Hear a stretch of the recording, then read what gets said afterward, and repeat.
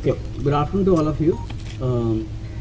I'm here to give you information about successful conduct of a military operation that was carried out over a period of 9 days along the line of control in Udi area. There will be a lot of speculation in the media about this operation. I'll now put the things in correct perspective. It started on 18th of September. This operation started 18th September night. That is when our patrol along the line of control detected an infiltration movement on the LC. This resulted in a firefight. When all the factors were examined, we realized that the infiltration group was of a strength of 6 personnel. When the encounter took place, 2 of these infiltrators had come across the fence while 4 were on the other side of the fence. After the firefight, these 4 terrorists who were on the Pakistani side of the fence, they took advantage of dense foliage and darkness and retreated towards the Pakistani side.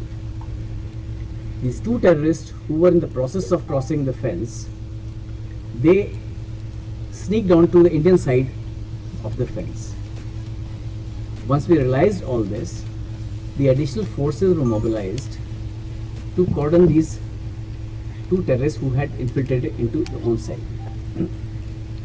Because this area also has a lot of civilian population, we had to exercise due discretion to avoid any collateral damage. Now, all this happened on night of 18th.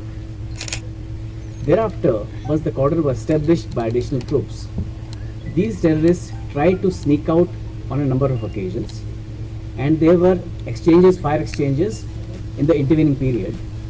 And finally, our troops homed on to these 2 terrorists who were holed up in a nala on the evening of 25th September. Thereafter, an encounter ensued. Out of these 2 terrorists, 1 terrorist was neutralized on the morning of 26th. Once this terrorist was neutralized, his accomplice, he pleaded to us for us to spare his life. There was a lot of shouting. He asked us to spare his life.